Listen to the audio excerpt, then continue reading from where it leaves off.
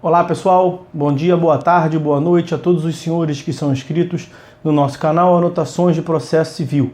Se você ainda não é, eu sou o professor Arthur Vieira e depois que eu concluí o meu doutorado em Direito Processual, eu resolvi me dedicar a esses veículos de comunicação para que eu pudesse transmitir aos senhores conhecimento jurídico de qualidade e de forma gratuita.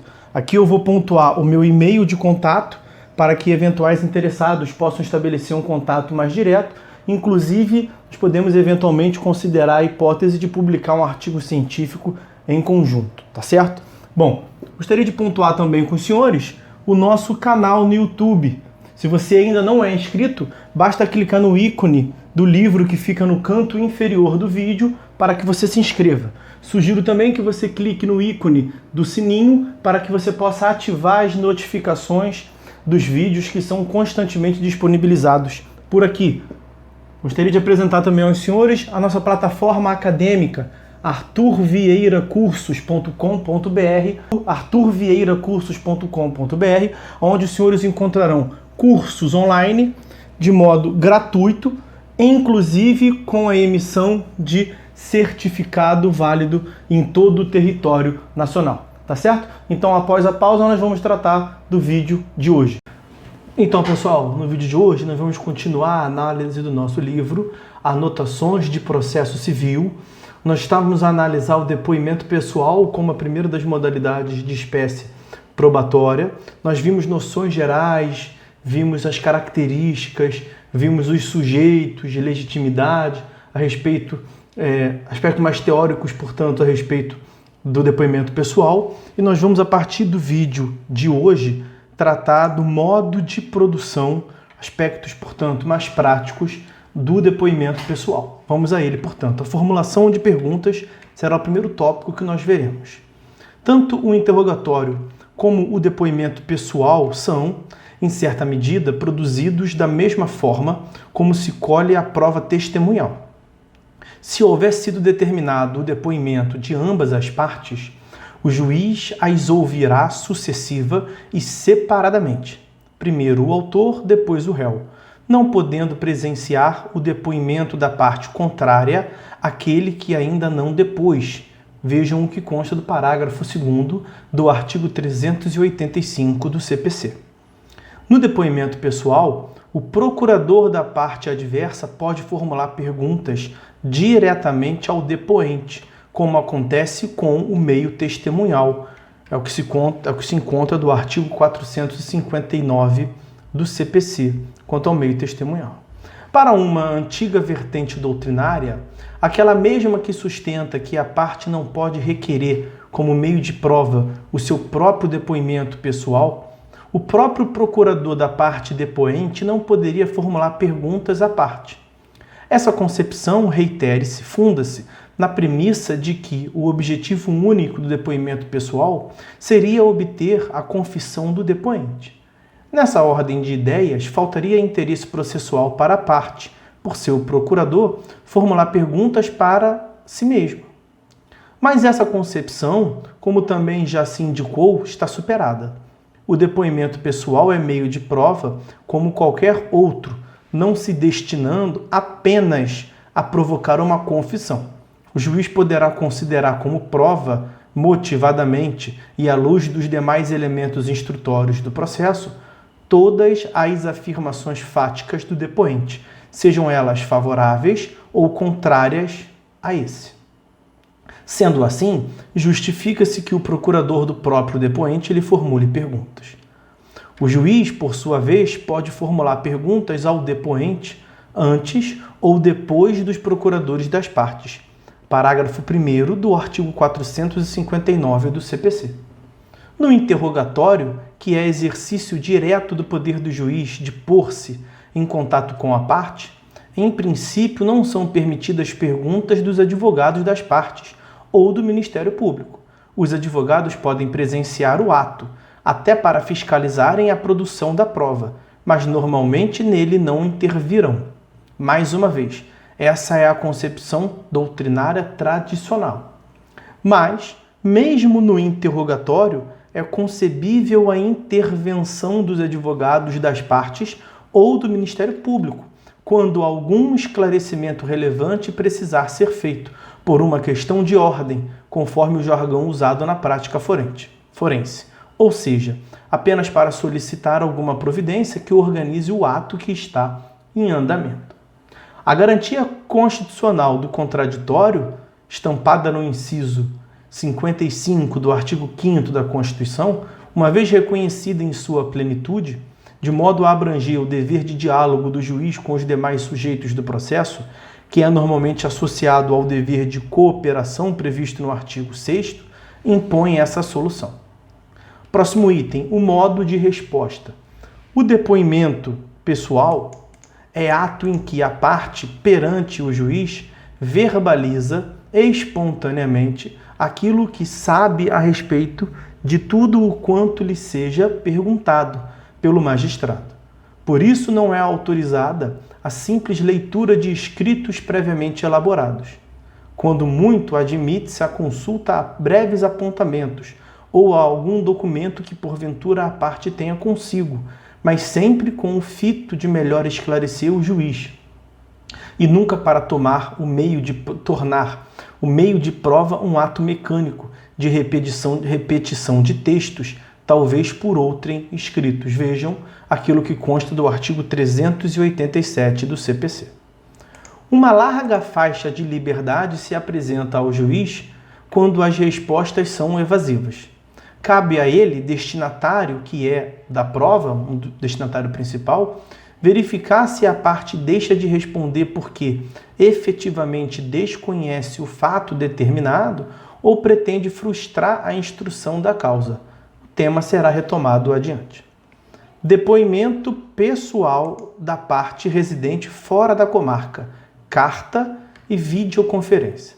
Assim como ocorre com a prova testemunhal, é possível a produção do depoimento pessoal por carta precatória, ou rogatória ou de ordem, quando a parte não residir na comarca em que tramita o processo.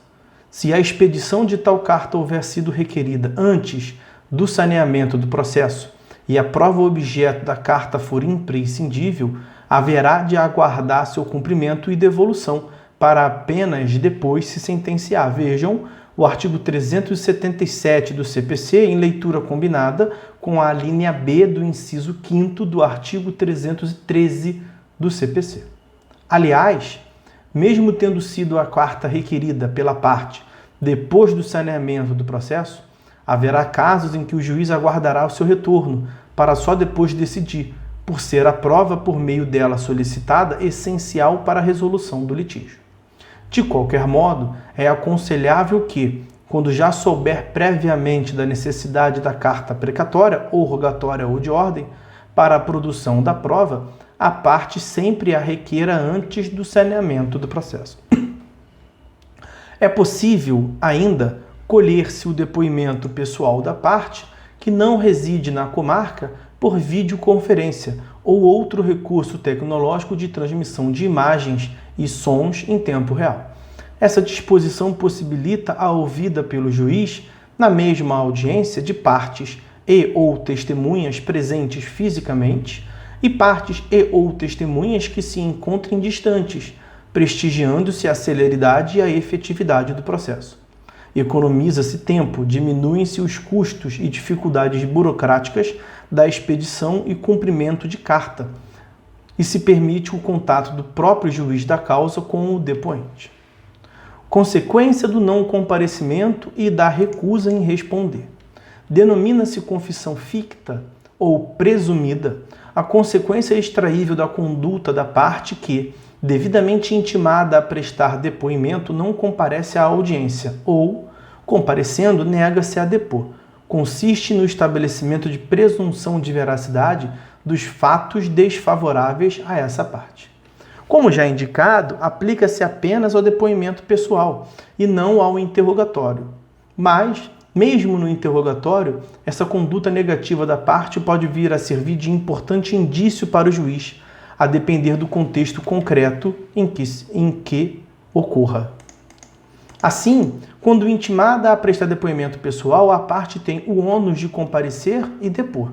Se a parte for pessoa jurídica, ela tem o ônus de prestar seu depoimento por meio de preposto ou representante legal com efetivo conhecimento dos fatos da causa, pois reiteradas respostas dessa pessoa no sentido de que não conhece os fatos em questão equivalerão à recusa em responder. A mesma advertência é aplicável à pessoa natural, que constitui procurador para prestar depoimento pessoal em seu nome.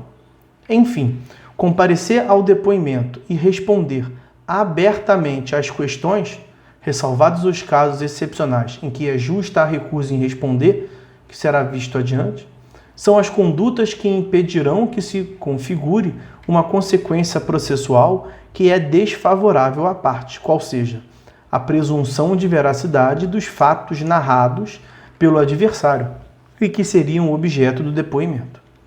Tal presunção é relativa, comporta prova em contrário. Se a despeito do não comparecimento da parte ou de sua negativa em depor, os fatos que seriam presumidos verdadeiros são desmentidos por outras provas produzidas nos autos, prevalecem essas outras provas. Somente poderá haver confissão ficta se o depoente tiver sido regularmente intimado para comparecer em audiência e depor, constando do mandato a advertência de que a confissão ficta será a consequência de seu não comparecimento. Trata-se de requisito essencial. Faltando a advertência no mandado, não incide a confissão ficta. Embora o parágrafo 1º do artigo 385 estabeleça que o juiz a aplicar-lhe-á, isto é, a parte, a pena de confesso, tal disposição precisa ser interpretada em harmonia com a regra do artigo 386. Não se trata de pena, tampouco há aplicação imediata. Não é pena porque não constitui uma sanção à parte, mas sim uma consequência desfavorável no contexto do processo. Lembre-se que o ônus distingue-se do dever precisamente porque seu descumprimento não acarreta propriamente sanção. Não é tampouco imediata essa consequência porque, ante a ausência da parte ou de sua recusa à resposta, direta ou mediante evasivas, compete ao juiz analisar os outros elementos de prova existentes para verificar se deve ou não considerar ter havido confissão ficta. Pode ocorrer de a parte não responder a determinada pergunta, mas o fato estar provado por outro meio, sendo inadmissível supor que seu silêncio tenha maior valor probatório que, por exemplo, um documento, uma prova pericial ou outras provas orais consistentes. Em suma, pelo princípio do livre convencimento motivado, previsto no inciso 9º do artigo 93, artigos 11, 371, 489, inciso 2º e parágrafo 1º do CPC, cabe ao juiz analisar todas as provas reunidas e, fundamentadamente, julgar em conformidade com os elementos probatórios mais consistentes. De resto, a confissão ficta não alcança o litisconsorte. O Código afirma que nem mesmo a confissão real pode prejudicá-lo. É o que se encontra do caput do artigo 391, regra cujo exato sentido será adiante examinado. Seja como for, certamente a confissão ficta não atinge o litisconsorte. Trata-se de aplicar a regra geral de independência do litisconsorte prevista no artigo 117. Último tópico, a justa recusa de responder. Por razões de ordem ética, o legislador estabeleceu que a parte não é obrigada a responder sobre fatos que possam lhe trazer consequências mais sérias do que a sucumbência. Vejam que consta do artigo 388 do CPC. Assim, é justa a recusa à resposta sobre fatos criminosos ou torpes que lhe tenham sido imputados. Idêntica situação ocorre quando o conhecimento dos fatos resulta de estado ou profissão que impõe à pessoa o dever de sigilo, como acontece com o médico ou o religioso. Nas questões de estado, por exemplo, seria indigno obrigar os filhos a deporem contra os pais. Também se considera justa a recusa à resposta sobre fatos que possam acarretar desonra própria de seu cônjuge, companheiro ou parente em grau sucessível, ou sobre aqueles que possam colocar em perigo a vida dessas mesmas pessoas ou a do próprio depoente. O parágrafo único do artigo 388 estabelece que essas exceções ao ônus de depor não se aplicam às ações de Estado e de família. Essa disposição precisa ser interpretada e aplicada com cautela.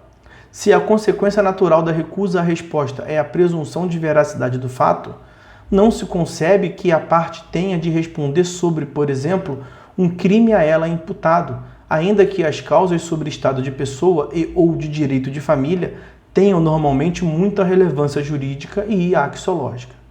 Se o parágrafo único fosse imposto sem qualquer ressalva, estar-se-ia impondo uma consequência externa ao processo civil que o legislador não quis em outra seara, inclusive na ordem constitucional. Se no processo penal não se pode impor ao acusado que confesse um crime, não se pode chegar ao mesmo resultado por via indireta nas ações relativas à filiação ou casamento. Vamos fazer um corte no vídeo por aqui. Nós terminamos com isso o estudo do depoimento pessoal e no próximo vídeo, a partir do próximo vídeo, nós vamos tratar do próximo meio de prova tipificado, que é a confissão. Nós até veremos com mais cautela que a confissão não é propriamente um meio de prova, mas sim um resultado probatório, mas essas são considerações a serem feitas no próximo vídeo. Então é isso, meus amigos. Por hora é só. Fiquem todos com Deus e até a próxima.